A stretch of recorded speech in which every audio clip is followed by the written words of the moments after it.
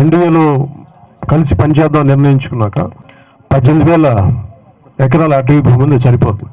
Private భూములు అవసరం లేదు. యాక్చువల్లీ దాంతో స్టార్ట్ అయింది. ఆ రోజున కానీ ఇంత భూమి అవసరం అవుద్ది అంటే మేబీ ఇలా ఉండేది కాదేమో, నేను ఇలా ఉండేవాడిని కాదేమో. మీ అందరికీ విన్నపం ఏంటంటే మీరు భూసేకరణ కానీ చేస్తే మీరు ఎదురు తిరగాలి, ఇవ్వద్దు, భూములు ఇవ్వద్దు.